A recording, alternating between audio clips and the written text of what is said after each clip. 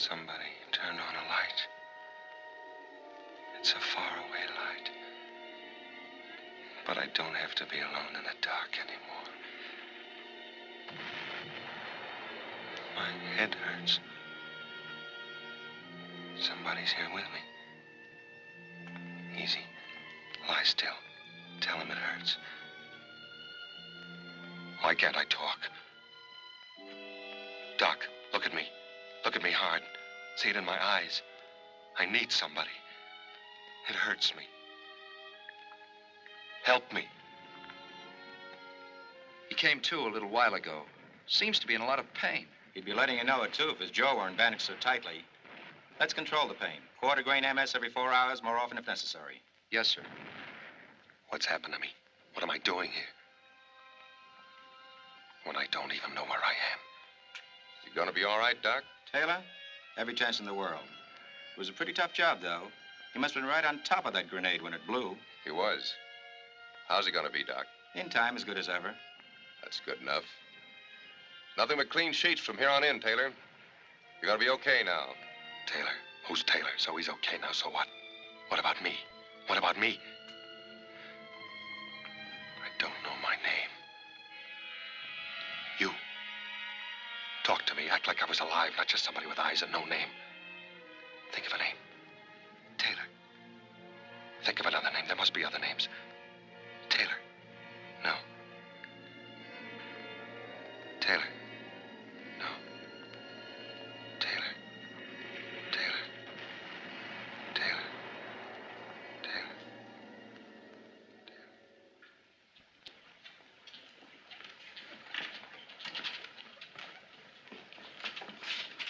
Good morning.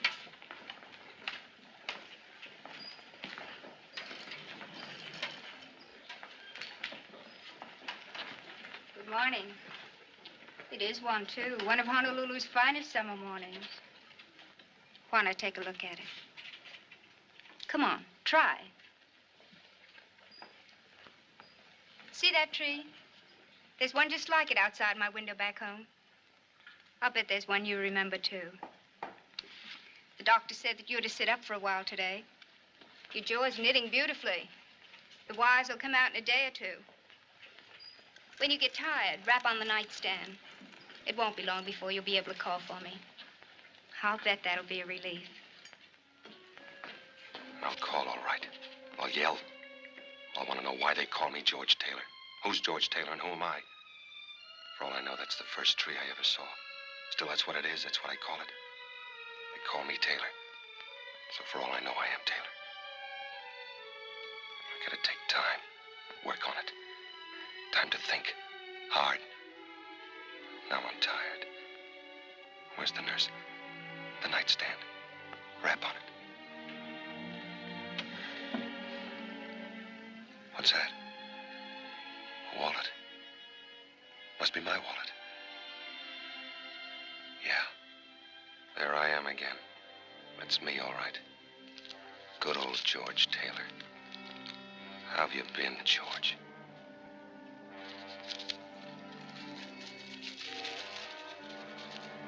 These are my last words to you. That's why I write them, so that I can always be sure that these were my last. That I despise you now, in the memory of you. That I'm ashamed for having loved you. That I shall pray as long as I live for someone or something to hurt and destroy you. Make you want to die. As you have me. Who writes letters like this? Who do they write them to? Men they despise, whose memories they despise. The memory I haven't got. Won't be long and I'll have to talk. Think fast. Now they only know my name. If I tell them I don't remember, they'll backtrack. They'll dig up that memory and throw it in my face. I've forgotten that man. Somebody's praying for him to be hurt and want to die. I won't let them know I can't remember. I won't let them dig him up.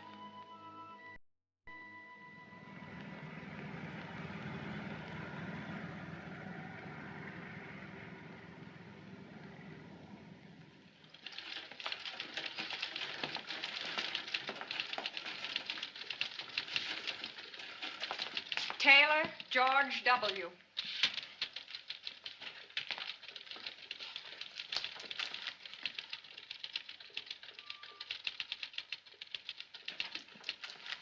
Hello, Taylor. Sit down.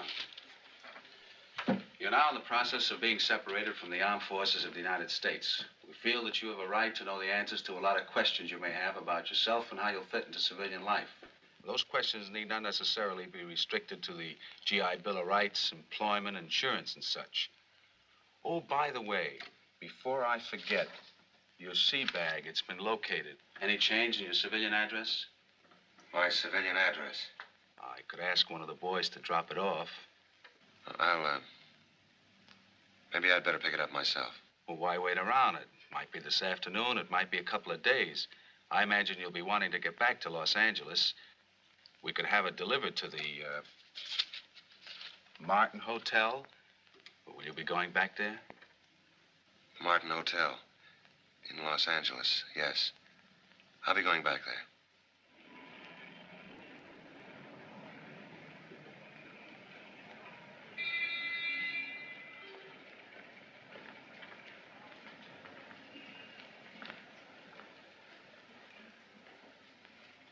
Can you give me some information?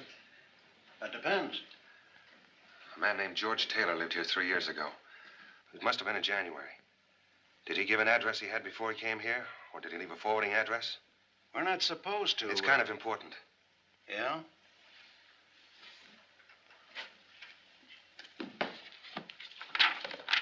Summer 1942. January 1943. T. Taylor. Did you say George Taylor? Yes. Afraid you have the wrong hotel, son. There's no George Taylor in our books. Well, maybe it was November or February. This runs through from July to July, and there's no George Taylor. I'm sorry, son. What's the matter? You feeling all right? Yeah. I guess I just made a mistake. I thought, I see you got the Purple Heart. I thought that maybe... No, it's okay. I don't suppose you've got a vacancy, have you? Well, we're all filled. Always one or two. Thank you. Our bellboys are all out of the Army, but they still ain't convinced they won't get jobs as bank presidents. It's 618 straight ahead as you get off the elevator. Thank you. And I'm sorry about not finding your friend.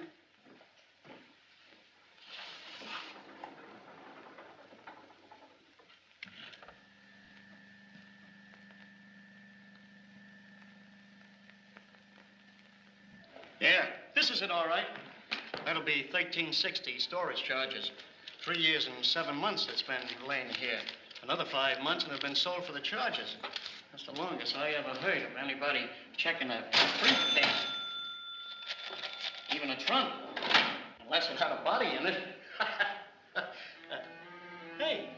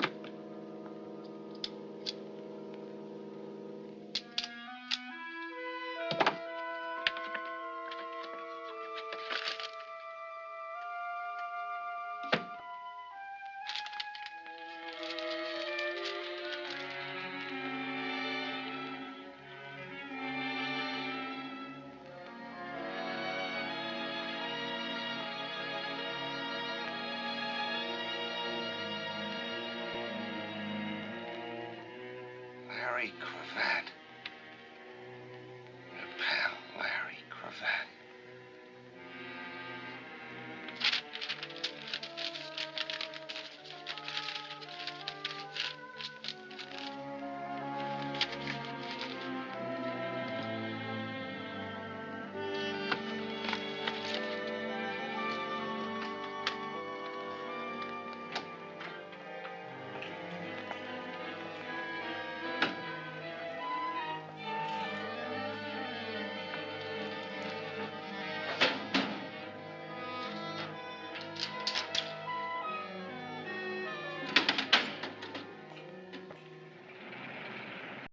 Thank you very much, sir. Come again. And I'll be sure and send that uniform.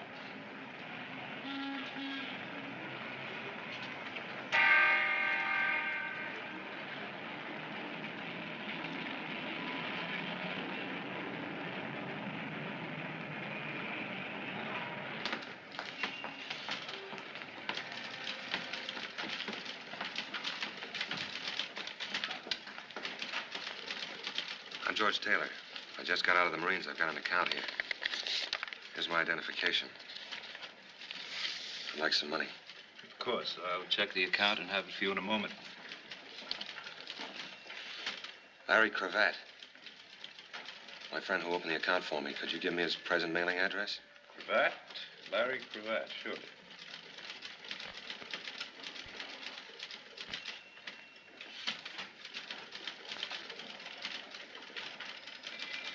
If you will pardon me a minute, Mr. Taylor. Anything the matter?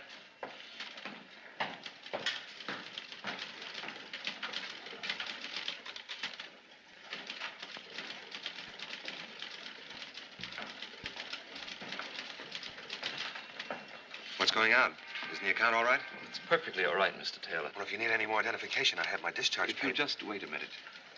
Wait? For what? If you don't mind, there's some questions we'd like to ask you. Questions? I don't get it. It'll just take a minute, Mr. Taylor. It'll have to be some other time.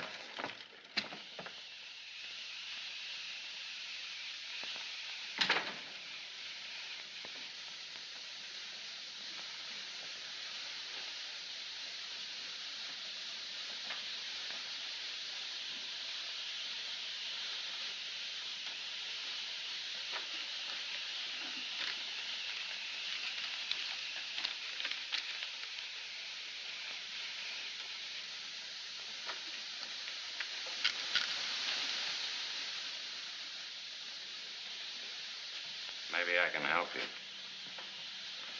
I was looking for Cravat. Larry Cravat.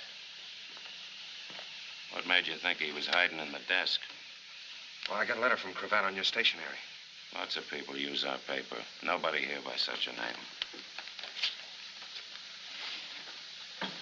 Well, the letter was written 3 years ago. Maybe you worked here then. I was working here then. I don't know no Larry Cravat. Well, maybe he used to come in a lot. Maybe somebody else here knows him. Nobody else is here but me. Well, he might come in again. When you tell him to get in touch with me, it's very important. George Taylor at the Martin Hotel. George Taylor, the Martin Hotel. Thanks. Hey, maybe you ought to try around the corner. What's around the corner? Cafe called the Cellar because it's in a cellar. Lots of guys get loaded there and then come over here to sweat it out. Maybe you ought to ask there about you, pal. What time's it open? How do I know when it gets dark? Thanks, I'll try it.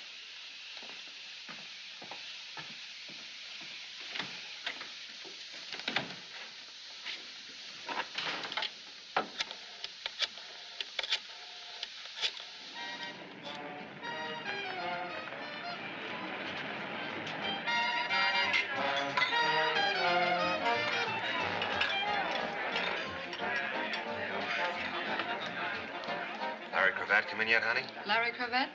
I'm sorry, I wouldn't know. Thanks anyway.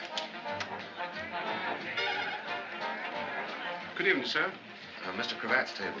Mr. Cravat to the Surique. See. I'm very sorry Mr. Cravat had no reservation this evening. Well, you might have forgot. I'll wait for him at the bar. Thank you.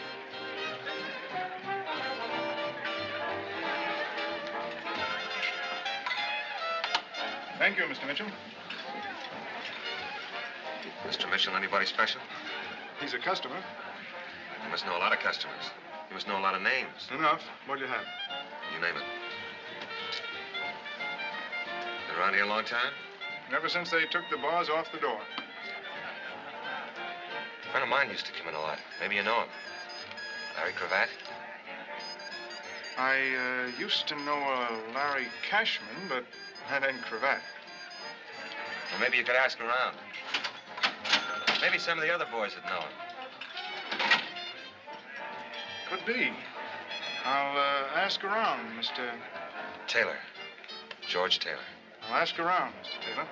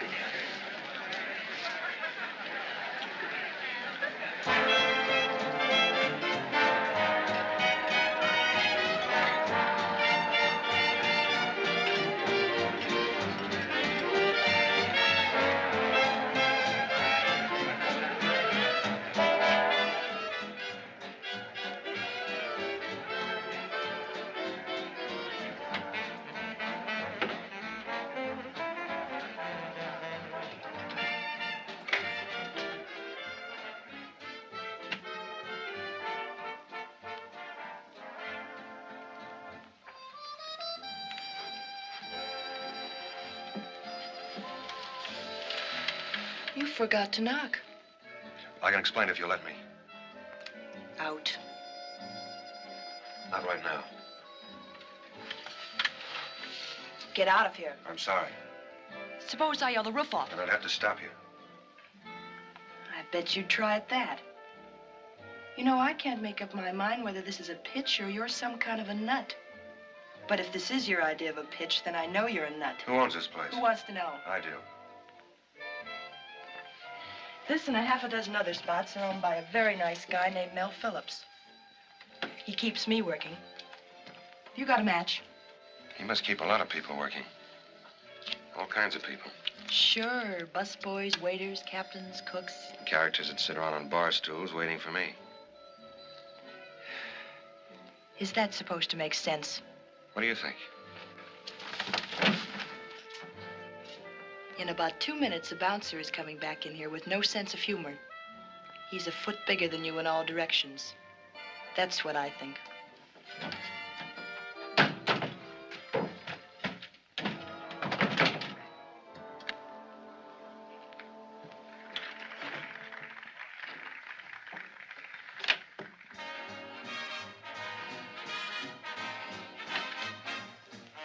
Christy, darling, by the time you get this, I'll be Mrs. Larry Cravat.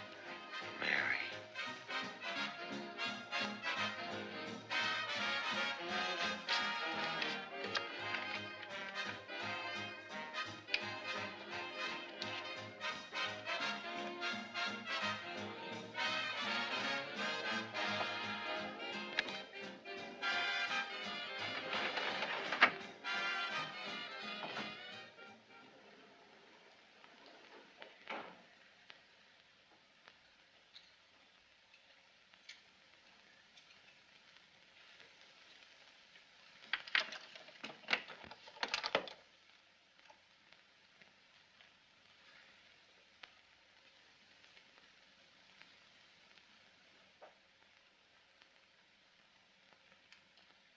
Thank you. How terribly gauche of me. Not at all. Do you happen to know when Larry will be back? Larry who? Thompson. Larry Thompson. He's my uncle. He lives just down the hall. Sorry, I don't. I couldn't be more fâché. After all, a lady shouldn't have to wait at all for a gentleman, even her uncle. Much less in a public hallway with no place to sit down. To wait for Larry. There's a place to sit down in my room.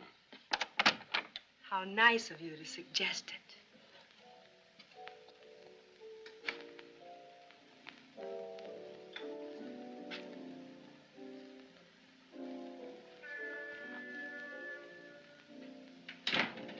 This is rather exciting, unconventional to say the least. Haven't you got a French word for it? Should we just abandon convention and introduce ourselves? My name's Phyllis. Phyllis what? Oh, I imagine it's one of those things. Rich, high-class family wouldn't want it known their daughter waited around crummy hotel halls, is that it? Well, that's putting it a little crudely.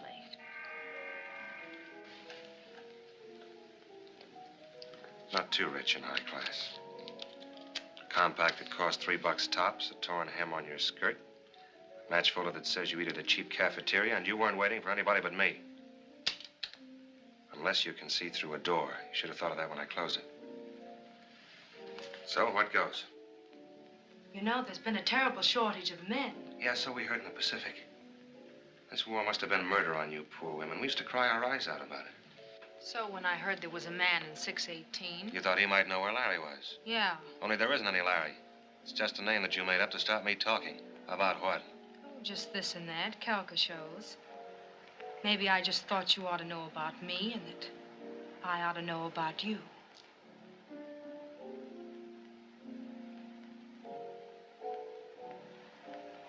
Did you have fun? I've had more fun drinking a bromo seltzer.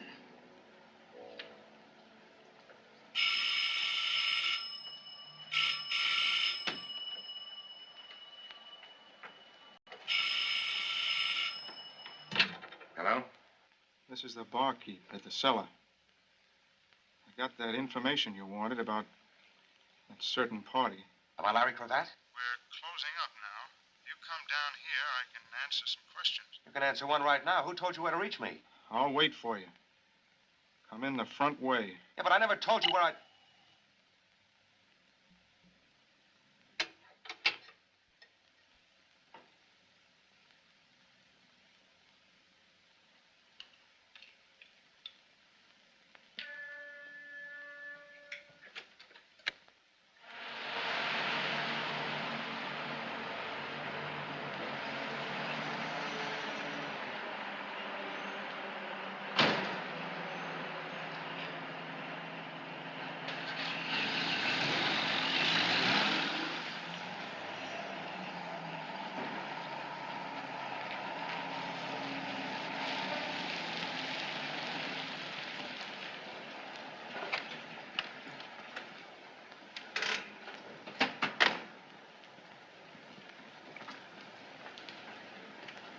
Taylor. Somebody wants to see you.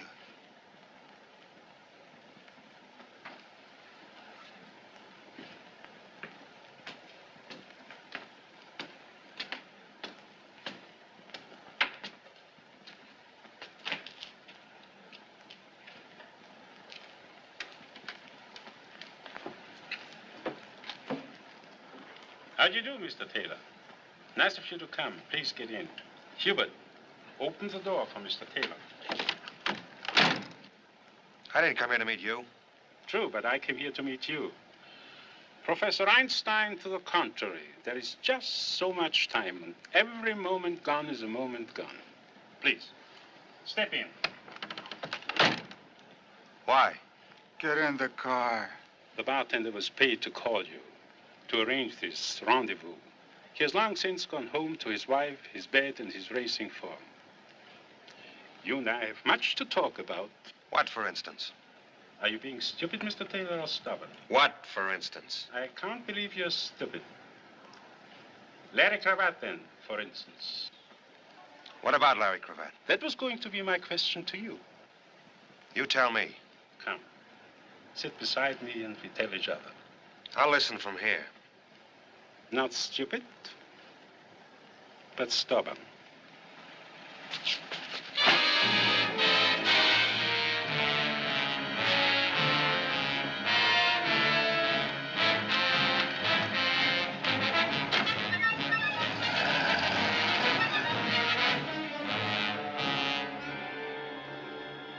Mr. Taylor, are you ready to tell me the whereabouts of Larry Cravat?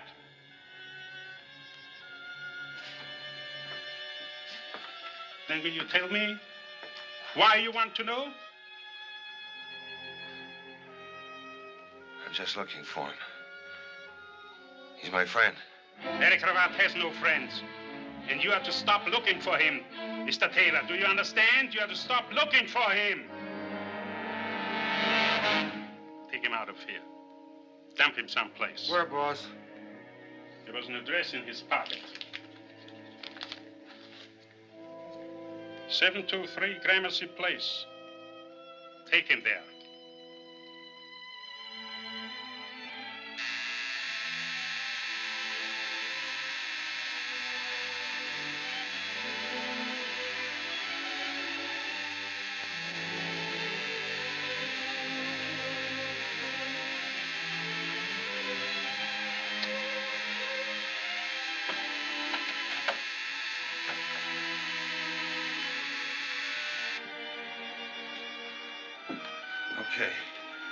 Okay, I quit.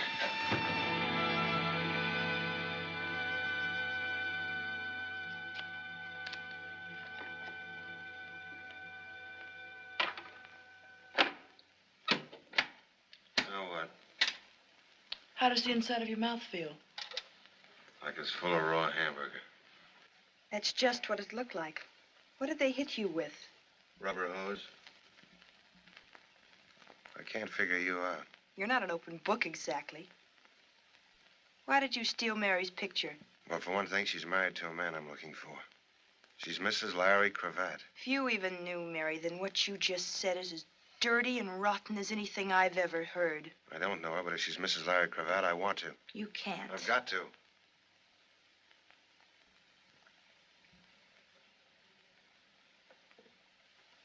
Mary was my closest friend. She was my partner. I went home one Christmas and she wrote to me. In one letter, she met Larry Cravat. In the next, she was in love with him. The third had that picture in it. I received one more letter from her after that. She waited 3 hours at the city hall, but he never showed up. When I came back, she was dead. An accident. She didn't look where she was going when she crossed the street. She couldn't see. She had her heart in her eyes.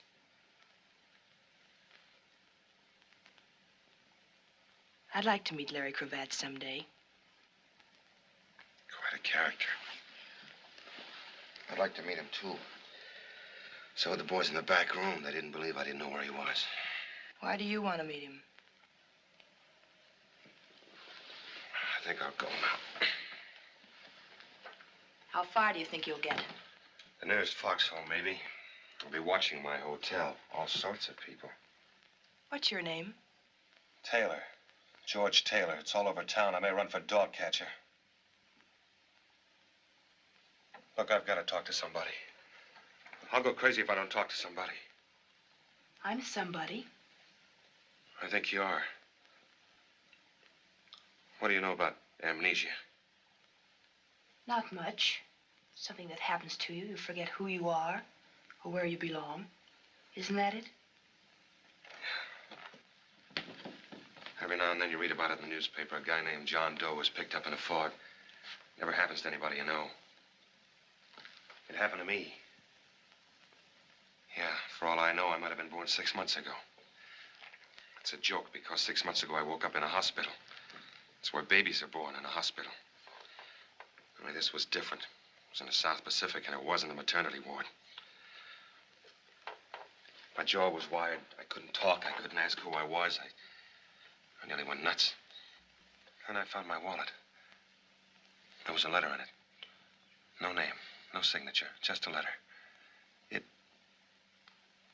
It told me about myself. It told me good. From then on, I lived with that letter. It went around in my head like a crazy squirrel on a hopped-up treadmill. I was scared and I was sick. Sick to my heart at what the letter said I was like and scared of anybody finding it out. Scared I'd find it out myself. I didn't want to know anymore. So I kept my mouth shut. I got away with it, got my discharge. And I thought maybe I could start with a brand new score pad. But you can't just throw away. How many years of living? I don't even know. Do you know what it's like, Christy, to be alone in the world? Really alone in the whole world. 1 billion people, and every one of them a stranger. Or what's worse, not a stranger. Somebody maybe who knows you, hates you, wants you to die. Then last night I found another letter. This one was from Larry Cravat. Said he was my pal. Imagine I had a pal. So I started looking for him. That was this morning. Since then, I've been chased by hoodlums, beaten up. That's quite a pal you're looking for. I can't be choosy. He's the only one I've got. It's like that joke about the crooked gambling house. He's the only one in town. So why don't I go find another town? You mean run away and hide? Why not? Sure. Why not? So I'll be alone for a while. It won't be for long. I'll make up a story for myself. I got away with it before. I can do it again. I'll go where people will believe me, where they'll leave me alone, where I won't have to answer questions and ask them. As long as you believe yourself and leave yourself alone and not ask yourself questions. I'm tired of being pushed around. The war's over for me. I don't have to live afraid anymore. Except when you're by yourself and alone. I've got to find that guy. Even if he's the heel of the world, I've got to find him because he knows about me. What am I going to do, Christy? You'll keep swinging. Something's got to break. Who's that? Take it easy. Maybe this is the break. I forgot to tell you, I phoned Mel Phillips while you were out and asked him to come over. Why? Because I want him to beat you up some more.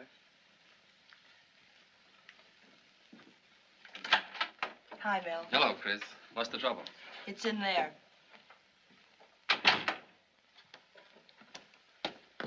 George Taylor, Mel Phillips. This is the character I phoned you about. The one that keeps falling through doors with me on the other side. Hello, Taylor. Hello. Some hot coffee, Mel? Thanks, Chris. No sugar. I know. I understand your trouble started at one of my places, the cellar. Do you want to tell me what happened? It's all right. You may have heard I don't like that sort of thing. I've kept the hoodlums out of my clubs, and they're going to stay out. I'd appreciate you telling me what happened. It's all right. Forget it. I called Mel before you told me about things. Thank you, Chris. If you make up your mind to stay around, I'm sure he can help you. All right, Taylor, will you help me? There's a reason I was so late getting here, Chris. The police called just after you did. One of my bartenders was found in the vacant lot. They figure he was dumped out of a car. Which bartender? John. Is he the one I talked to? I asked him if he knew a man I was looking for. After that, he set me up for the two characters that chased me into Christie's room. And who was the man you were looking for? His name is Larry Cravat. It's beginning to bore me. Larry Cravat. It's funny, I think I know it, but I can't place it. What does he do? I don't know. Whatever he does, he seems to keep pretty busy. Why are you looking for him? I just want to find him. Private reasons? They're good enough. Well, anyway, there are two of us looking for him now. There are more than two of us, Mr. Phillips. The police, for instance? Maybe. Any reason why we can't go ask them? They might want to know who's asking and why. Which takes us back to the private reasons. Look, Taylor, if I go to the police, and I probably will, don't worry about my bringing you into it. I appreciate that. I could put you in touch with a friend of mine. He's a police lieutenant. His name is Kendall. He's an all right guy. He'd keep it off the record. Thanks, just the same. Do what you can, though, will you, Mel? You know I will, Chris. That's my boy. You'll have me believing that. Look out. So long, Taylor. So long, Mr. Phillips. Thanks. Not at all. Good luck. Good night, Chris.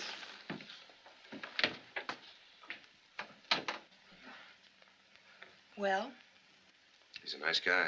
That's the only kind I know. Except me. I'll go get some sheets for that couch. I can't stay here. Why not? I won't need any sheets. This will do fine. Well, then, I'll see you in the morning. Don't forget to look under your bed. Lock your door. I'll do that.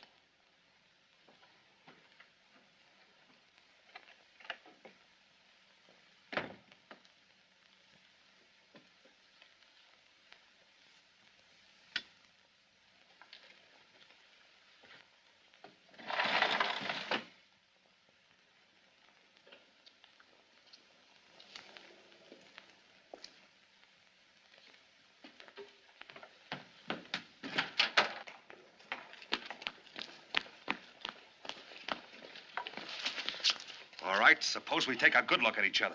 Let go of me. Who told you to watch me? Who sent you here? Who? Sent me here? I've lived 3 blocks away for 17 years. Just because I stopped under a tree to light a cigar.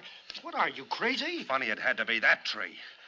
And it's pretty late to be taking a walk. What's so funny about that tree? Suppose I work nights, and when I come home, what business is it of yours anyway? Why don't we call a cop and let him ask the questions? Sure, let go of me or I'll call a cop.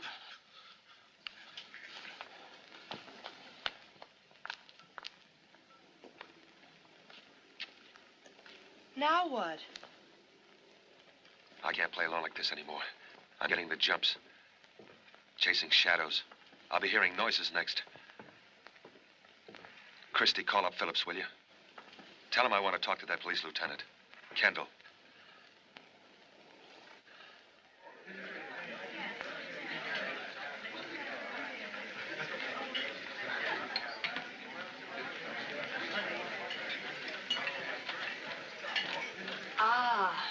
In case you don't know it, George, this is why you fought the war. The 4 freedoms and fried shrimps for Christie. That was a battle cry at Iwo Jima. Thank you. Here he comes. Hello, Mel. Hiya, Don. I'm sorry I'm late. Looked for a while like I wouldn't get away at all. Come on, sit down, sit down. Yeah, we're a little short-handed over at the office. Big post-war boom in homicide. We went ahead and ordered. What'll you have? Oh, I never eat lunch. No, it keeps me sleepy all afternoon. You've seen Christie around the cellar? Yeah, sure. How are you? And this is the friend I called you about, Tom Carter. Tom, meet Lieutenant Kendall. Hello, Lieutenant. Hiya, Carter. Hey, that stuff will kill you. Say, I know what's strange about you. You've got your hat off. It's hard for me to believe you're a detective. You're kidding, but I get that in the level all the time. It's almost impossible to make a pinch without your hat on. They just won't believe you. Well, it's the movies, I guess. If they'd only make pictures where detectives would take their hats off indoors, just like anybody else. I was wondering, Don, whether you could give Tom here some information. Tom Carter, wouldn't it? What about? Would you know anything about a fellow named Larry Cravat? Quite a bit. Would you? Not a thing. A pal of mine in the service asked me to look him up about a personal matter. This pal of yours in the service, I suppose he was killed before he could tell you very much about Cravat. That's right. Oh, that's too bad. Do you know where he can be reached? Well, if we did, lady, maybe we'd reach for him. No, he dropped out of sight quite a while ago. We did a lot of looking, but since it was impossible to believe that he was any smarter than us, we decided he'd been bumped off. Now, if you'd have asked me that 2 days ago, I'd have guaranteed that. What happened since 2 days ago to change it? Yesterday, an ex-soldier named George Taylor showed up at a bank with a letter from Cravat. That's why I asked you whether your pal was dead. He acted like he didn't want any part of the place. Hadn't been back to his hotel room since. It's interesting, you know. You said if you knew where Cravat was, you might reach for him.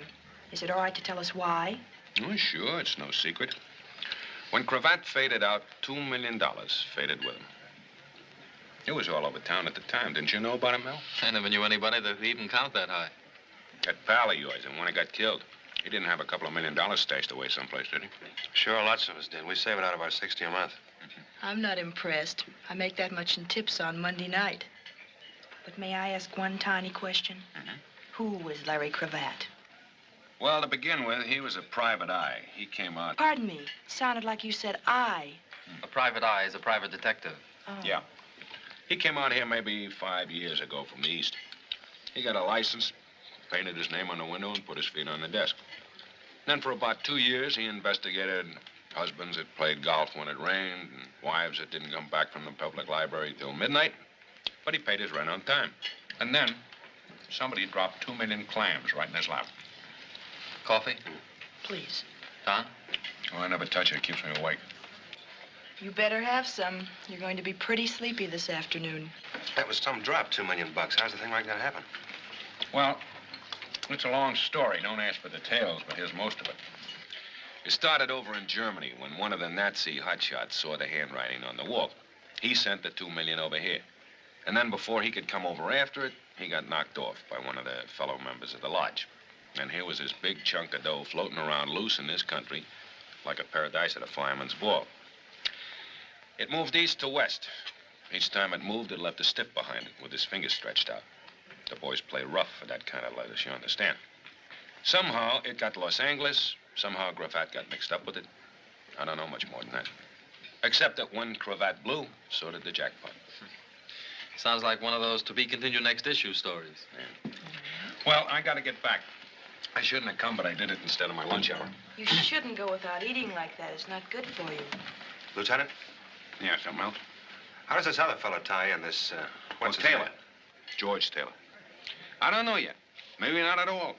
Maybe he has as little to do with it as any of us. Well, I should think you'd have picked him up. You must have a description.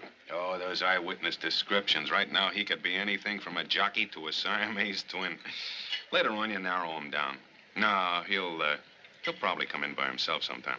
If not, we'll go out and pick him up. These fortunes, they kill me. This ain't bad. Well, I'll do you some more, huh? Bye. Bye. Bye, Don.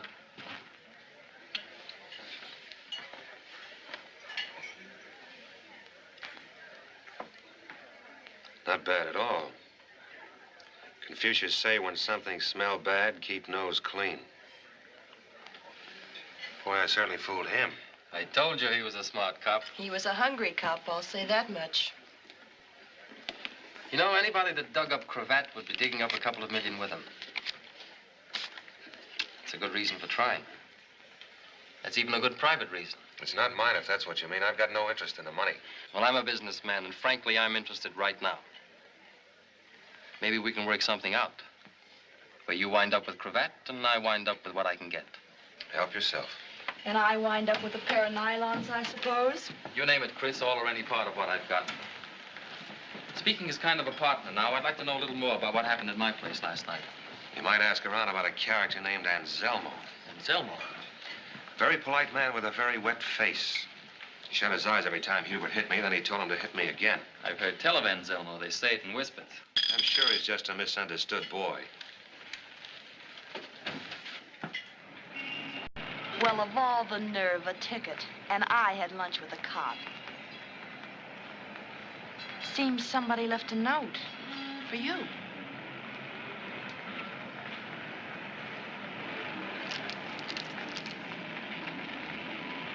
LC, 4211 and a half North Summit, San Pedro. Isn't that a little childish for a detective lieutenant? Leaving notes around like Easter eggs? What makes you so sure it was Kendall? Who else? Who else, Taylor? I've gotten beyond caring. LC is only one name in my book, and it means I've got someplace in particular to go this afternoon. Maybe I ought to go with you. Yes. No thanks. But I've got my own reasons now. They come after mine. Cravat and I gotta be alone when we meet. Is it all right if Phillips drops you at the hairdresser? Sure. Good. Things don't happen like this, you know. It's too easy, too pat. Practically an invitation. It might be smarter not to go alone. Probably would be. But you're going anyway. What would you want me to do? Will you call me? Will you promise to call me by 6 at the latest? I'll be at the cellar. Are you going to worry, Chris? This is my car you're driving with 4 new tires. They don't grow on trees, you know. Tough guy. Sure, I'll call you.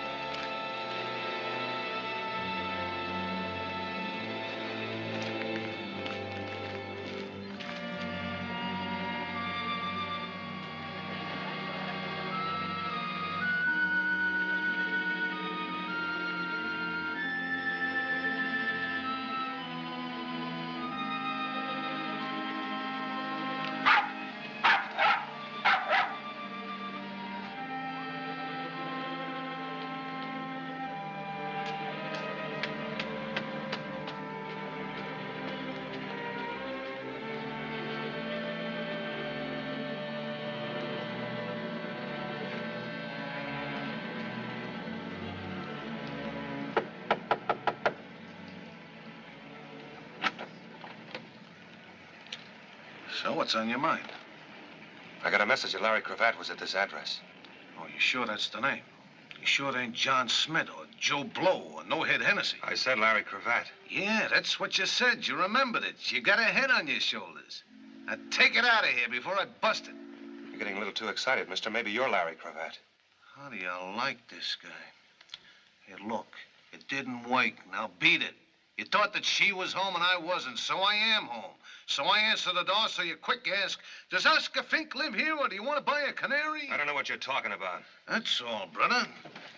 What's going on out here? What's he selling? What's he selling? You wouldn't know, of course. You never seen him before, of course. If it's insurance, I'll take a little on him. Double indemnity. What's that mean? Means if I beat your brains in, I get paid double. Whatever it is, mister, we don't want any. We haven't got any. I'm looking for Cravat. Whoever he is, we'll look somewhere else. Yeah, look someplace else. Maybe she could suggest where. Gotta have a special place, huh? He wants to know, can you suggest some place he can look? Doesn't he know I'm a lady? Tell him I busted my crystal ball and he'll have to find one for himself. She busted her crystal ball. You'll have to find one for yourself. Crystal ball? A fortune teller. Ask her which one she goes to. Which one do you go to? Crystal ball's a fortune teller? Tell him I never use them, and he can go look on Terminal Dock, and if he doesn't find one, he can jump off it. She says, go look on Terminal Dock and then jump off it.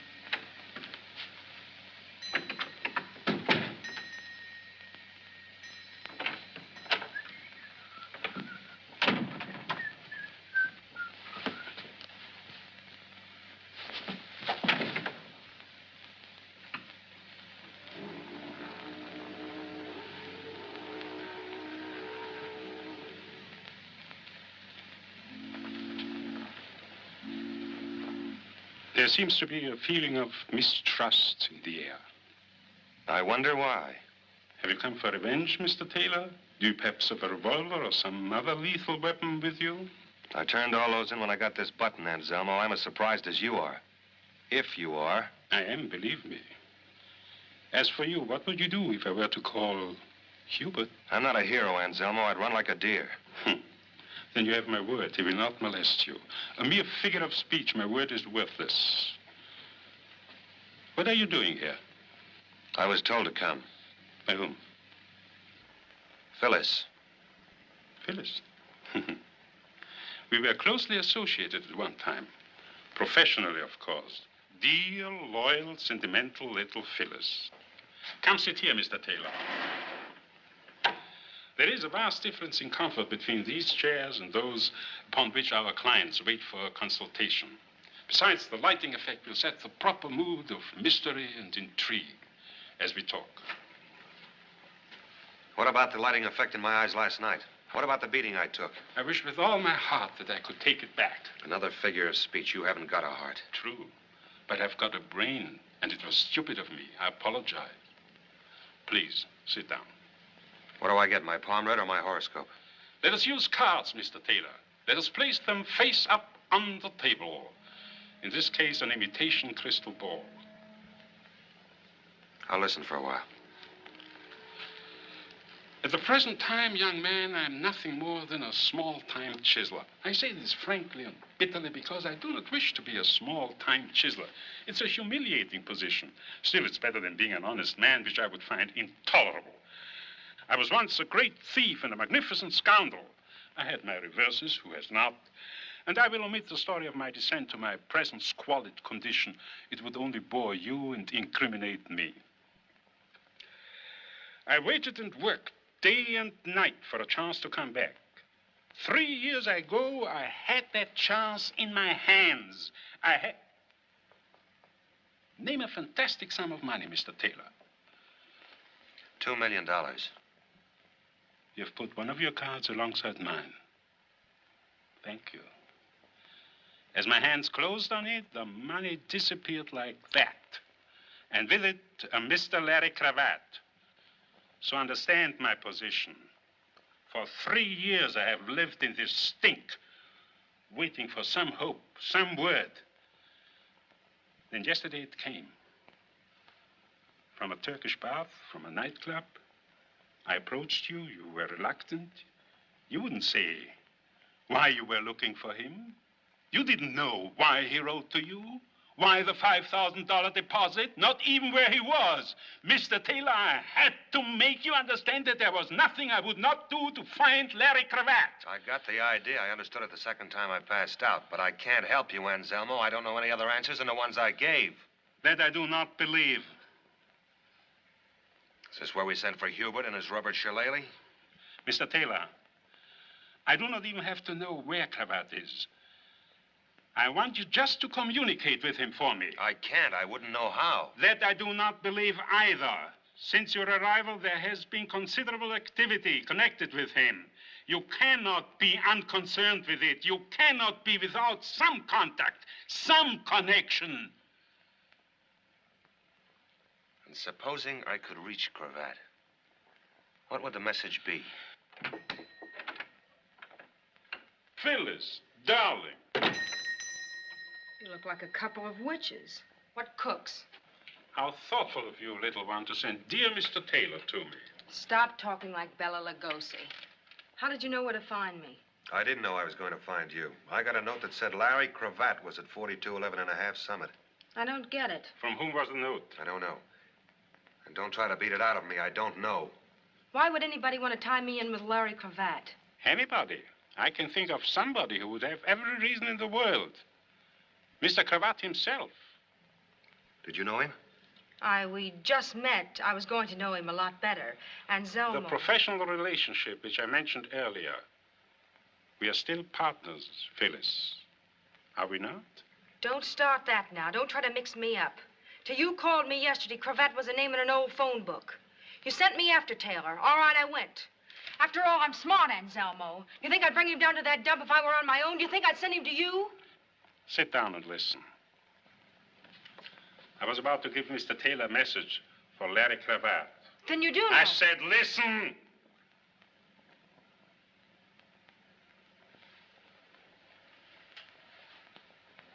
This is what I want you to tell him. That even $2 million is of no use to a man in the electric chair. Suppose he doesn't understand the message. He will. Suppose he says he doesn't. Suppose he wants to know where you fit in. A reasonable question which I will answer. Mr. Cravat is wanted by the police for a murder which occurred on Terminal Dock. This very dock, 3 years ago. The murdered man was a gentleman from the East, Mr. Steele, I believe. The police have evidence that Mr. Cravat and another man were on the dock that night. They do not know who the other man was. However, Mr. Cravat's immediate and prolonged absence has strengthened their belief that Mr. Cravat was the murderer and that the identity of the other man is relatively unimportant. Let's say Cravat knows all that. He still doesn't know where you fit in. For a considerable amount of money, subject to negotiation, of course, I will present the police with the other man on the dock that night. He will confess to the murder and free Cravat of suspicion. How do you happen to know who he is? If he's reluctant to confess, the police will find a suicide and a signed confession, complete in every detail. That might be better in any case. What makes you think Cravat will go for a crummy deal like that? Because it's to his advantage. Because it's probably to your advantage as well. What do you mean by that? Mr. Cravat deposited $5,000 to your account. Why? He was not a charitable man. It is more likely that he was paying for services rendered. What were you being paid for? There is every likelihood that the unidentified gentleman on the dock that night was you, Mr. Taylor. I'm in the middle of nowhere. I'm in betwixt and between.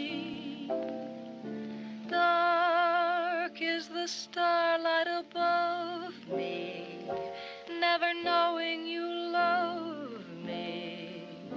I go drifting from dream to dream. And so, if I wind up with no one, how can I help but be blue? I'm in the middle of nowhere. 'cause I'm getting nowhere with you.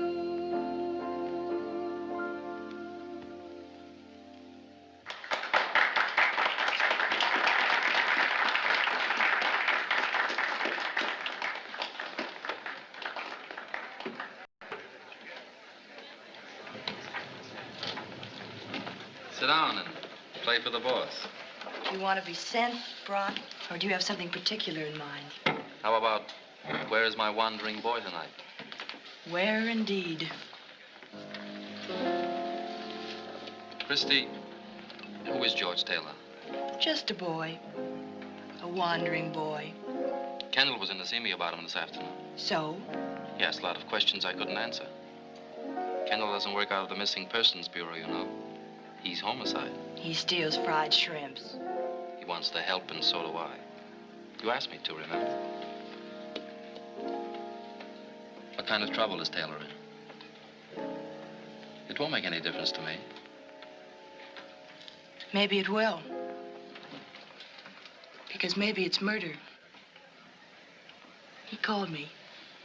It's a murder that happened 3 years ago. Cravat was mixed up in it, and George thinks maybe he was, too. Thinks, maybe? He's not sure. He's got no way of knowing. I don't understand that. Well, don't try, but believe me, he hasn't. I'll believe you. Where is he now? He phoned me a few minutes ago. He's been down at the harbor trying to find out all he could about it. There was a witness to the murder. A man who used to work on Terminal Dock. A man named Conroy. Conroy. Nobody's quite sure what happened to him. George found out where Conroy lived. He's gone to his house. Why? To get some answers to some questions. Makes sense to me. Not to me. Taylor doesn't make much sense to me. Taking a beating to find somebody he doesn't know, running down a 3-year-old murder. Christy, who is he? What's his angle? Where do you stand? Like always, my 2 feet firmly planted in the air. Take my advice and stay away from him. Don't get involved. In any way. Confucius say when something smell bad, make new friends? When something smells bad, believe me, it's in the air like an earthquake. Don't stand too close, Christy. Don't get hurt. In any way. I'm the girl with the cauliflower heart. You think. You're as tough as a love song. You've got your face turned up and your eyes closed, waiting to be kissed. Might not be a kiss, baby. Open your eyes and look around. That's mighty fine advice, Mel, and I'm beholden to you. There's only one thing wrong, though. What? I'm nuts about the guy.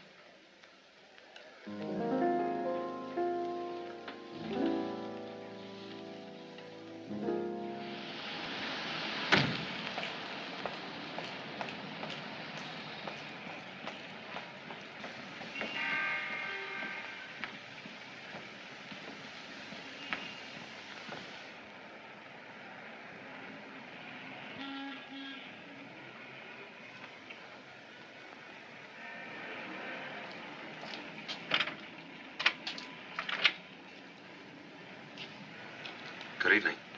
I wonder if I could talk to Mr. Conroy. Come in.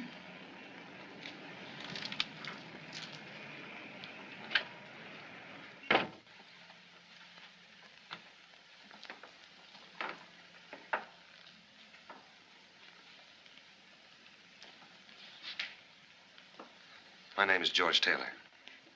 Please forgive me. It was so dark. I wasn't expecting. For a moment, I didn't know you, George. You've met me before? I said I was sorry. Oh, sure. That's all right. Well, won't you sit down? Could I get you something? No, thanks, really. What about Mr. Conroy? You're being very formal, I must say. Father's better, thank you. Better? At least the doctors keep telling me so. I haven't asked for some time. I went for so long, and they kept saying the same thing. There are signs of improvement. But it's been so long. How long? Ever since his accident. 3 years. His accident? 3 years ago. I keep forgetting. You haven't been here. It was on his way to work. So strange. Nobody saw it. They found him lying there. And he'd been hit by an automobile. He didn't know. He couldn't remember. They've been trying to help him. He's been there ever since. Been where? Lambeth Sanatorium. Oh, it's very nice. They're very kind. I've often wished that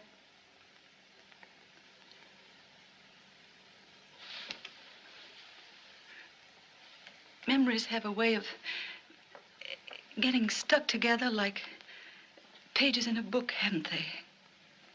The story in the paper that morning. A man had been murdered. Father read it aloud to me. I thought that very odd. He seemed pleased and happy. There was someone, he said, who would make us rich, and I would have a new dress. I'm afraid this one isn't very pretty. The man who was going to make you rich. What was his name? I don't remember. Was it Larry Cravat? It was so long ago. I don't remember things well, really. Only certain things. It's so funny. They seem to shine like little lights. And everything around them is dark. You said the Lambeth Sanatorium. Did I? Didn't you? You're going away now. I've got to see your father. You've acted very strangely. Well, I didn't mean to. It's just that I... You haven't even called me once by my name. It's Elizabeth, in case you've forgotten. I'm sorry, Elizabeth. But it's been such a long time. Yes, it has. And things change, don't they? In time. But time doesn't change. It goes on and doesn't change. I know, because I've watched it. The nights, the days, the nights are always the same. Dawns are always gray, and the days can have different colors. But the nights are black, and they're all empty. No. Only people change. They grow old and ugly and pitiful. Don't stare at me like that. I'm no concern of yours. Really, I'm not. You don't know me. Don't worry. I never saw you before. I lied. I made believe.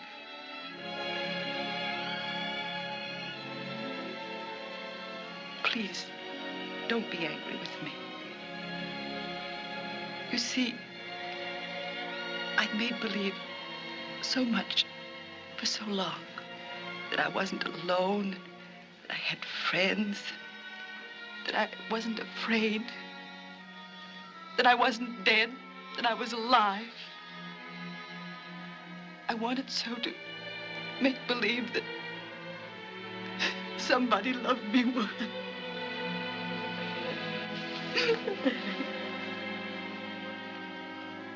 I know a little bit about being lonely.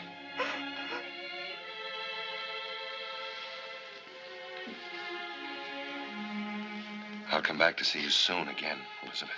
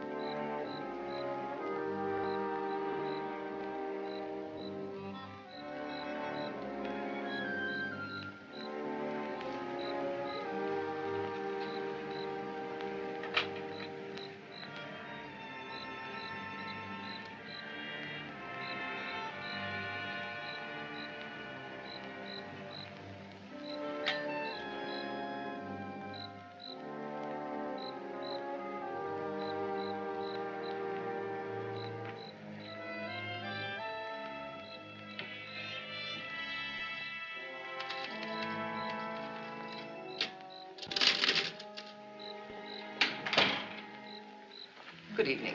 Good evening. I'd like to see Michael Conroy. Conroy? Oh, I'm afraid you can't see him. Why not?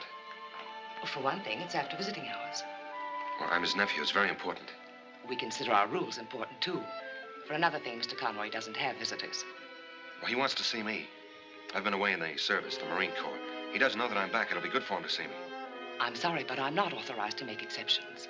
Then who is? Perhaps if you'd apply in writing. Well, I want to see him now. Who do I have to convince? I'll speak to Dr. Grant.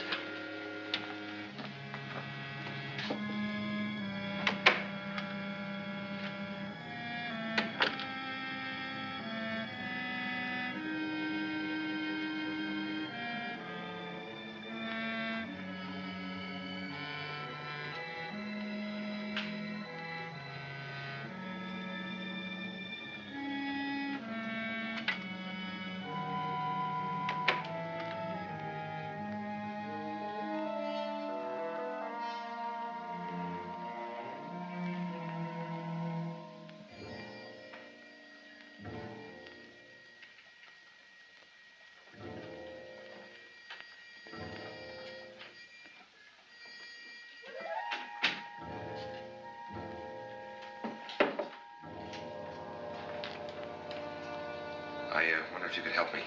I'm looking for Michael Conroy's room. Who? Michael Conroy. Dr. Grant's given me permission to visit him. Nobody ever visits him. Look, just tell me where his room is, will you? I'm a very good friend of his.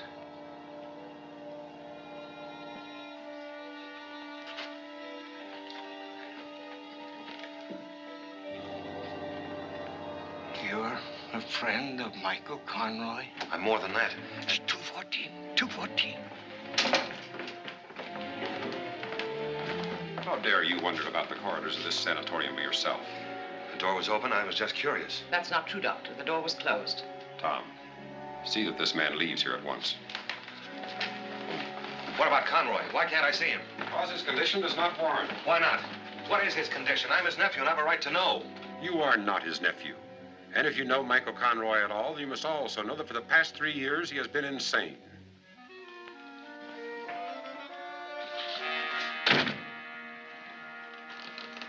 Out.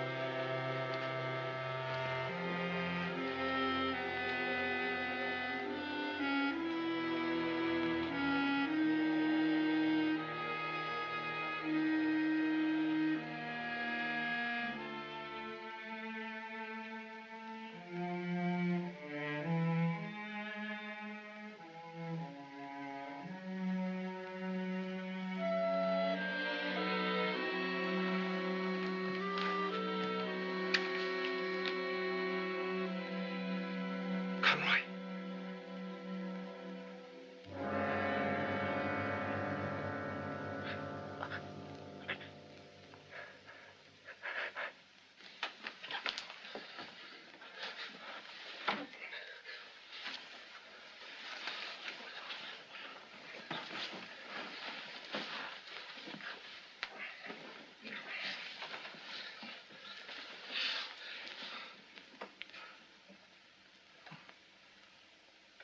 The truck. I didn't see it. It came out of nowhere. My head hurts. Are you Conroy?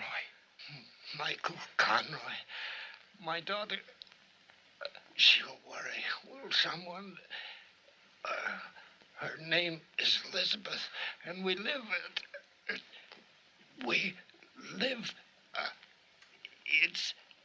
it's on my draft registration card. Your draft registration? Imagine an old duffer like me. Still, you can't tell. The war's very young yet. Sure. Sure, it's only 1942, isn't it? Back. Now, my back's beginning to hurt. Conroy, the other night, a couple of nights ago maybe, a man was murdered on the dock. You saw it. Yes, I saw it. Do you remember who did it? Was it Larry Cravat? I heard the shot, and then another shot, and I was afraid, and I hid. There was some running, and then there was quiet. Just a man lying there, and he was dead. And there was a suitcase. He dropped it. Who dropped the suitcase? One of the men who ran away. Larry Cravat? I hid it under the dock, up in between the pilings. Nobody ever goes there. He'd have to pay me for it. I'd be rich. That was clever of me. You said Cravat was there. Which was he? Did the three men arrive together? The one with the suitcase, did he do the shooting? Conroy, look at me. Was I the man with the suitcase? Did I do the shooting? Look at me.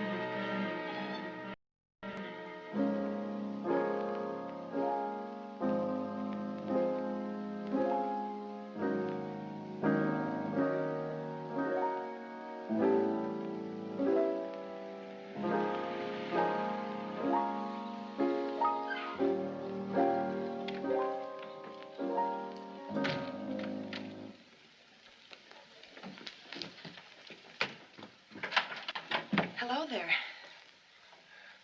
Can I talk to you for a minute? Well, it is a little late, but come in. You fixed the bed for me.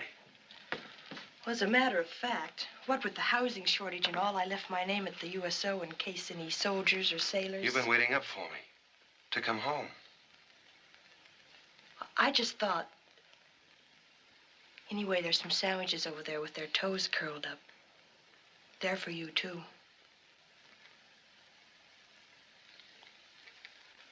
I guess I missed my dinner. Well, what are you waiting for? Nothing, I guess. I can't wait anymore. I don't understand that. It's no good, Chris. I've got to get out of here. Now, this minute? Now, this minute. I found Conroy. He'd been stabbed. He died in my arms. I had to fight my way out. Why? Why didn't you stay and tell the truth? With a dead man in my arms? What was the truth, wasn't it? Why run away? Because that's all I can think of to do. Because I live running away. But was Conroy able to talk? Did he say anything before? Yeah, everything I wanted to hear. All about a suitcase he hid under Terminal Dock. Well, what about Larry Cravat? Could have been a couple of other fellas. And it could have been you, Anselmo said. Why don't you say it, too? It's what you're thinking. Why don't you say it, too? I don't know what I'm thinking. I've got my eyes closed. I'm trying to open them and look around. You were running away the night you ran into my life. A man was killed because you asked him some questions. You were beaten up. You wanted to run away again. All you knew about yourself was in a mysterious letter you found. Then you lost your head and went after an innocent man in the street. Innocent? That's the one that killed Conroy.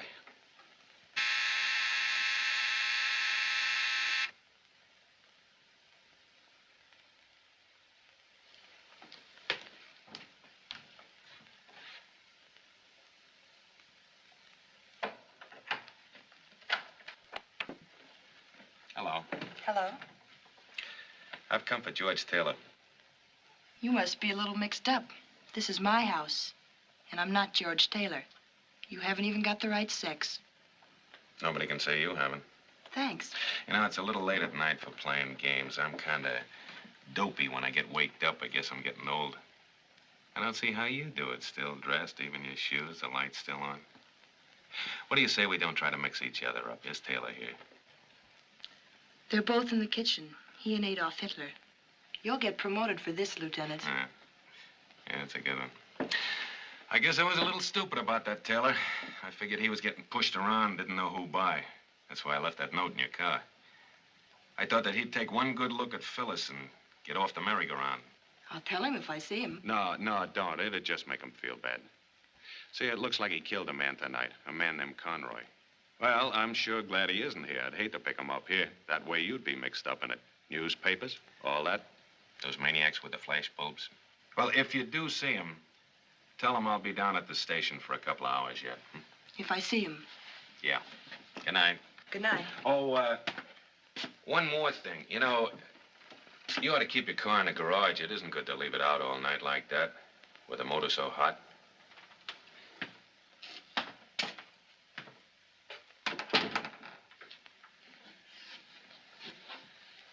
I was coming out when he stopped me by talking about you. He knew it. He knows everything. He's the original seeing eye. 2 hours. That's not much time, or is it? It's enough. Turn out the lights while I get a coat.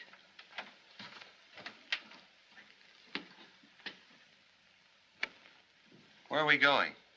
On a treasure hunt. After a suitcase under Terminal Dock. You're not. You're staying out of this. Remember what Confucius said. Now you listen to me. If it turns out that in your whole life you ever killed anything bigger than a horsefly, then I'm crazy and I want to be locked up. Tell that to Confucius. Chris.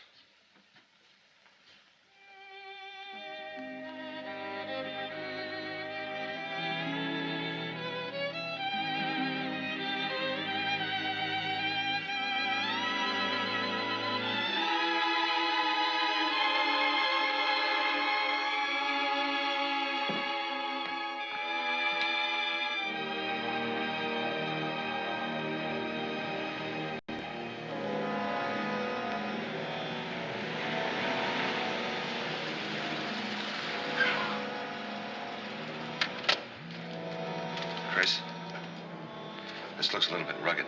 Maybe you better take the car and go home. Come on.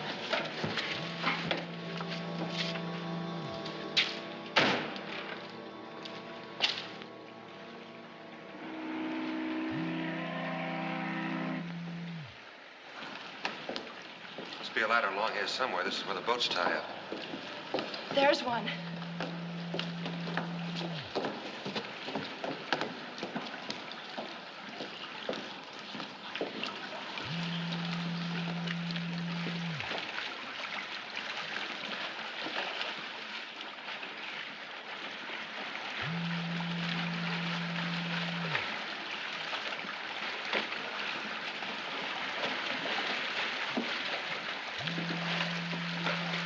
If I were hiding a suitcase under here, I'd put it as high as I could and as far in as possible. What do you think?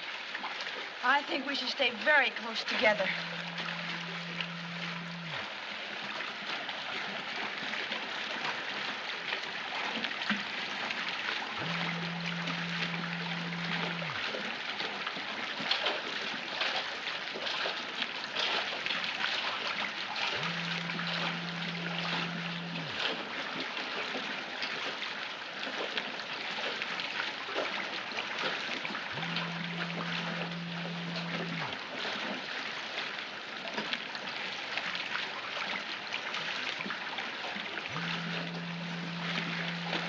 Look.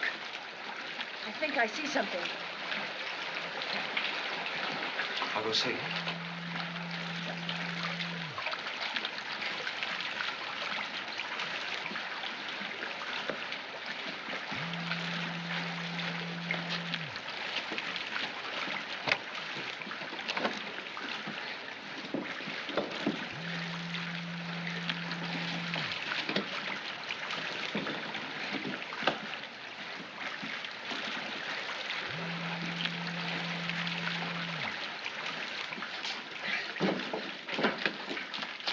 As though someone had been at it. Rats, probably. There's some things I'd rather not know, if you don't mind.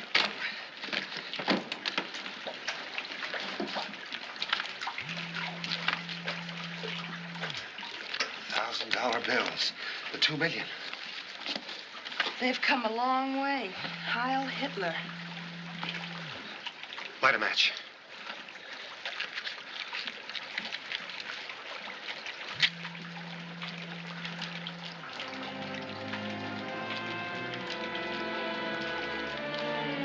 Light another one, quick. W. George Taylor. George Taylor. George Taylor. Meet Larry Cravat. Larry Cravat. George Taylor. I won't bother trying it on. I don't need a memory to figure this one out. A murder, a couple of quick changes, clothes and name, and then the hideout. With a brand new war on, what better place than the service?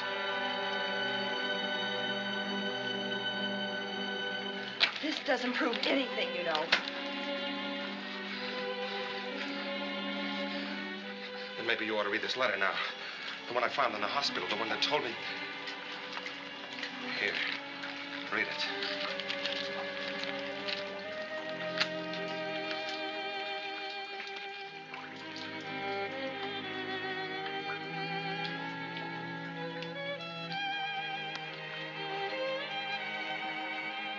Your friend Mary. The one that couldn't see because she had her heart in her eyes. Was that her handwriting? Don't lie to me, Chris. Yes, Mary wrote that. To me.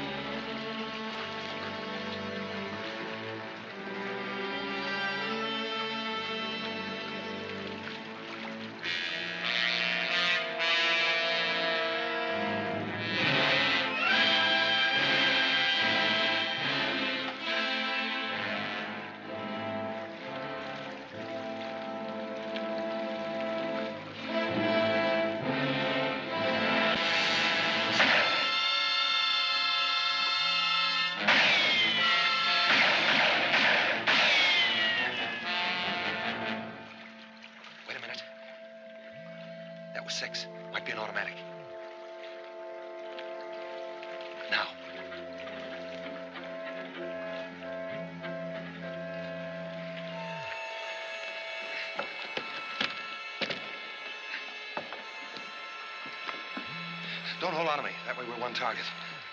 Come on.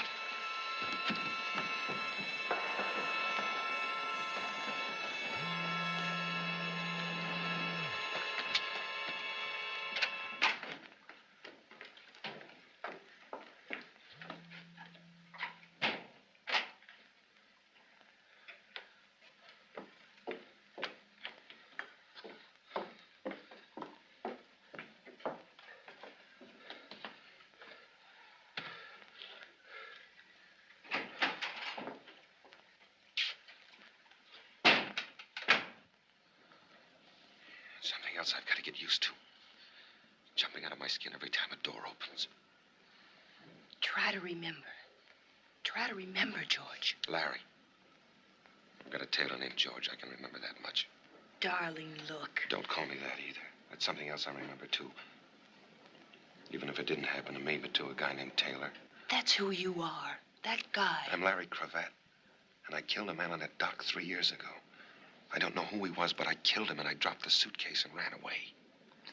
But supposing the other man killed him, supposing you just ran away. The other man? The one you thought you might have been. Who is he? I haven't got time to start that all over again. My 2 hours are nearly up. Do you think you could ever have killed anybody? I know about George Taylor. No. But I can't speak for Larry Cravat. For me. I can. The answer is no. Thanks for your vote. Just because you've got another name. Even if you wipe out a man's memory, doesn't it stand to reason that his brain is the same? That his standards are the same? You didn't think much of him? I never thought of him as a murderer. And he could have changed for the better, too. 3 years of work can change a man. You're making a nice try, Chris, but that isn't the way I've heard it. They say I killed a man. And they say you killed Conroy, too. Did you? No, but I can remember that, and I can't remember anything else. Don't make me try anymore, Chris. I'm too tired. Don't make me try anymore.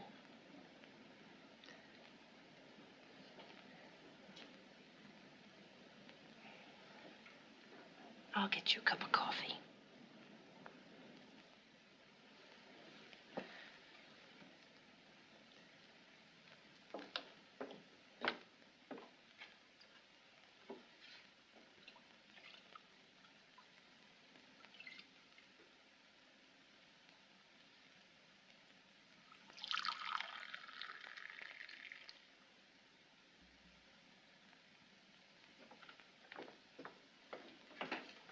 Here, hold on to this cup. Let's see if we can't make some sense for once. Now, George, everything that happened to you happened because they thought you could lead them to Larry Cravat. Why? Because they figured Cravat had the money. Right. And when Anselmo told you Cravat was a murderer, he said that because he wanted to make a deal. For some of the money, he'd clear Cravat. Yeah. And he didn't even insist on seeing Cravat. So if I'm the only contact between them and $2 million, they certainly want to keep me alive. Yet twice tonight somebody tried to kill me. Why? Because you were getting close to something more important than $2 million. You were getting close to whoever murdered that man on the dock 3 years ago. Shh. Chris, honey. Honey, listen. Conroy was crazy for 3 years. They staked out a man to watch him, to wait for him to be well enough to talk. Then I got to him. They tried to kill me before I could. When that missed, they had to kill Conroy. They couldn't take the chance.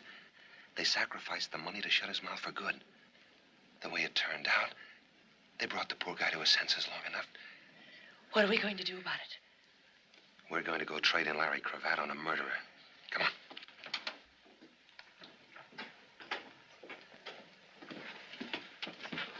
Going so soon? We just came in to be saved. There's more to it than that, young lady. I wonder if you could do me a favor, sir. Gladly, my boy. This suitcase, could you call a messenger and have him delivered to police headquarters? Police headquarters? It's important. You see, it's the personal property of Detective Lieutenant Donald Kendall. He's the one with his hat off. I know Lieutenant Kendall, young lady. In that case, my boy, I'll be very glad to take it over myself right now. And please accept this as a donation. $10? Thank you. Thank you very much. Chris. How long do you think before you can forget the guy that Mary wrote about in her letter? Funny you should bring that up. I haven't thought of him once. I keep remembering what it must have been that she was in love with.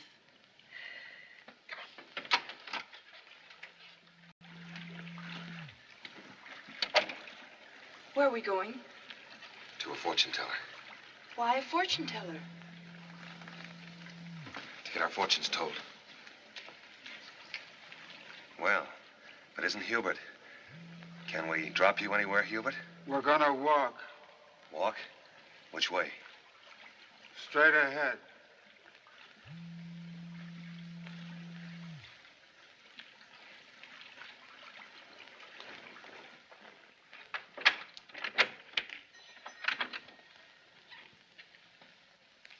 Come in.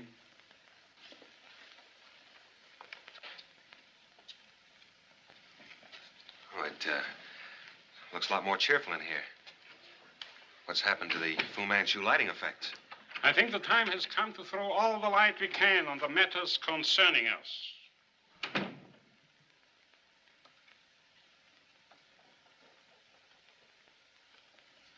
And who is the character with the hair? This is a Miss Smith. I get it. If it's around, I'm sure you will. Oh, we're having repartee, are we? We are not. Now that we are all here... But we are not. Aren't you confused, Mr. Taylor? Not anymore. Sit down, Chris. The reason for this informal gathering was the news on the radio tonight that you are wanted for murder. That's not news. You might say the police have a priority on you.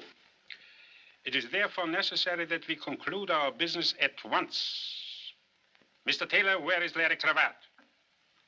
Shouldn't that be Mr. Cravat? Where is George Taylor? What do you mean? You wanted to see Cravat, all right? You're looking at him. You're crazy. Remember, I had my face pushed around at Okinawa. The docs patched me up. Well, Phyllis? I don't know. It could be. I don't know for sure. After all, I only met him once. I'm Larry Cravat. You can take my word for it. I do. Then he knows where it is. Don't let him waste no more time, boss. He'll talk. Well, what do you know? Hubert said 3 whole sentences. Hubert! Open up. I know they're here and I want in. Open up.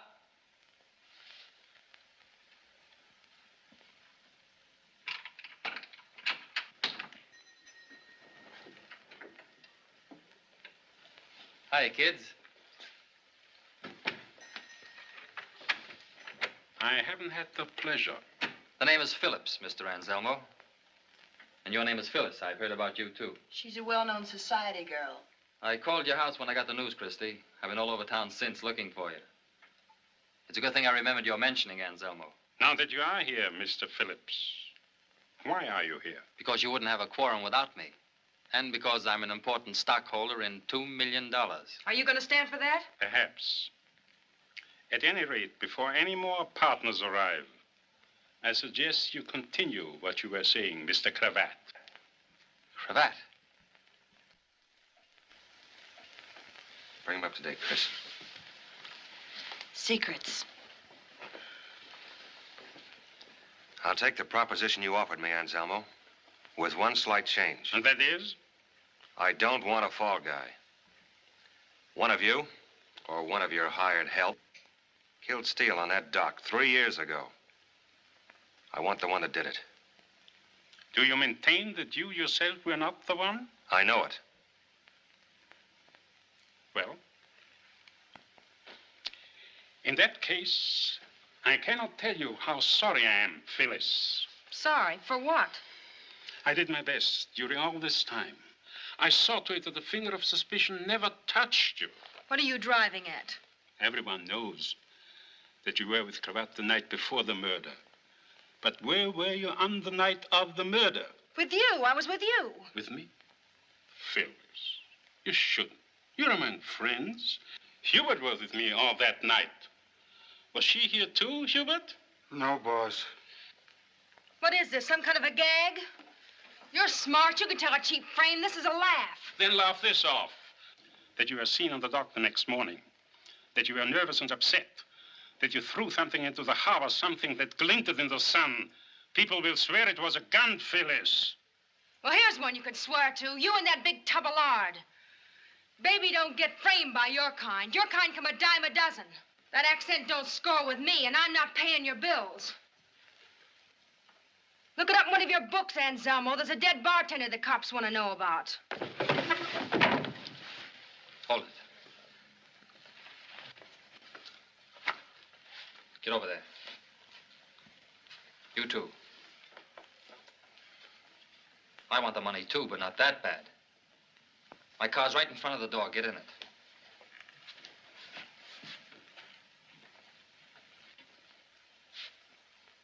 Give me the key.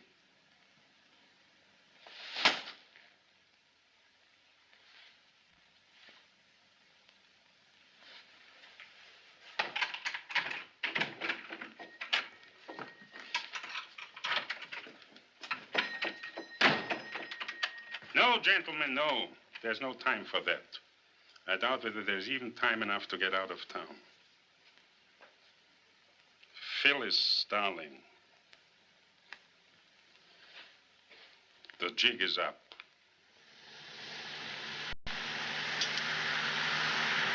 My car, we forgot it. We'll get it later. We're practically at the cellar now. I'll open it up and we'll have a drink. I could use one. No, I wouldn't say no. Be careful. Don't trip over any of the customers they forgot to clean out. It's a long time since I've worked behind the bar. You got to promise not to tell the union. I'm 12 years behind on my dues. Sit down.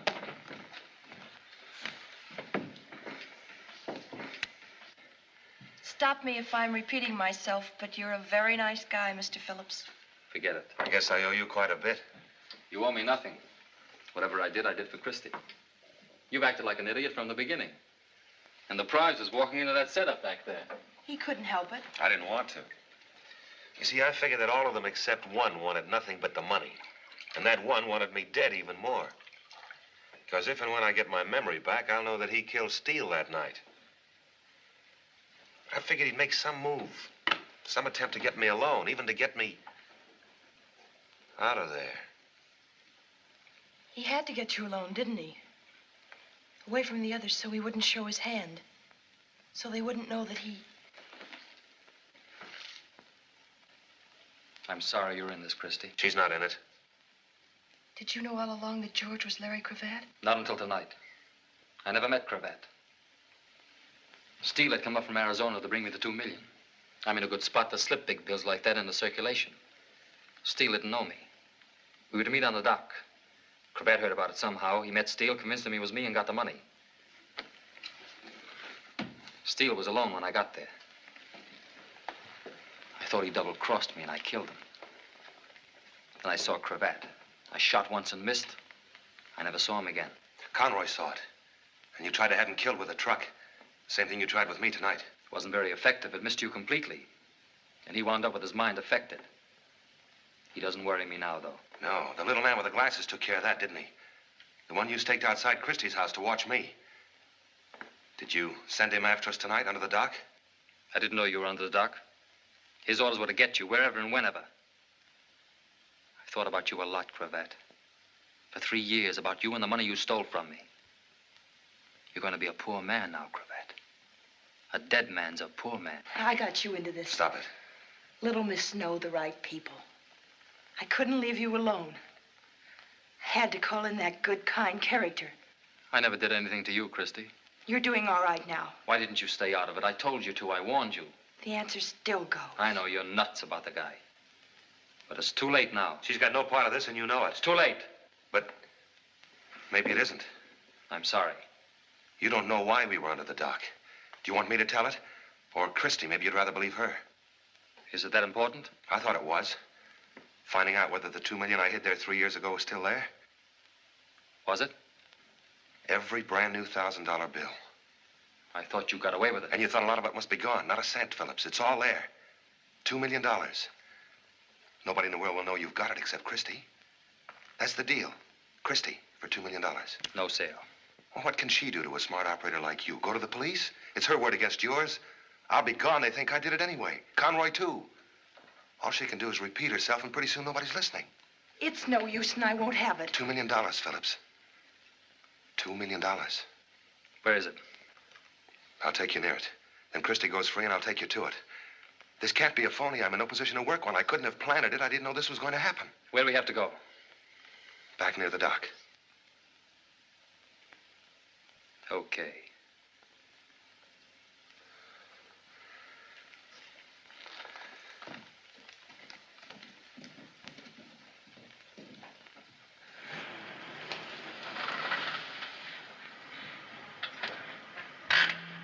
Where do we go? A couple of doors down. Leave the motor running.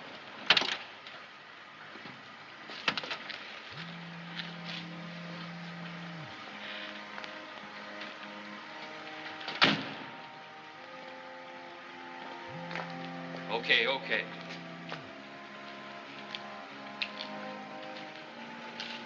Back in the car. But the money's inside. Do as you're told. What about Christie? She goes too. You won't get the money. Yes, I will. I know where it is now. I'll come back for it later. Get in the car, both of you.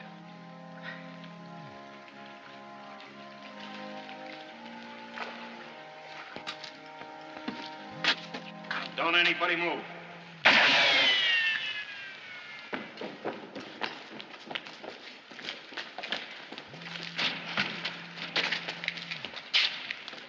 What's it look like, Mac? He's still with us. Hey, keep these people back in there. Come on, get back, folks. Better get an ambulance. Right.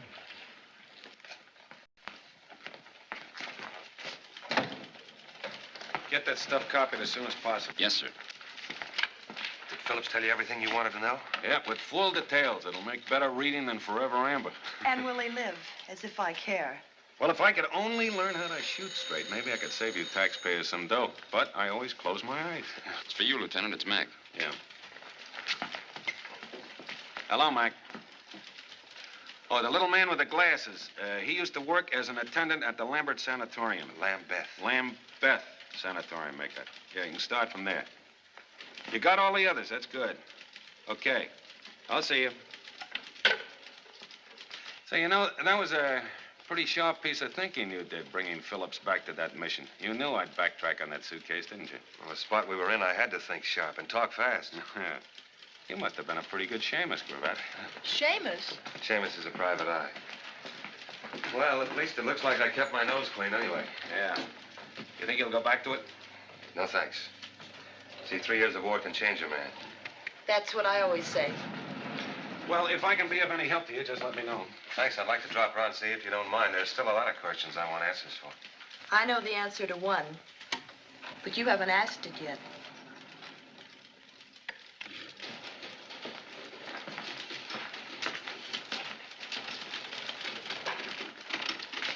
You know, Mankiewicz, have you ever wondered why a detective keeps his hat on all the time? Can't say that I ever thought about it, Lieutenant. I found out why tonight. You see, if you have to shoot a man, you don't want to be holding a hat in your hand. Seems that the movies are right.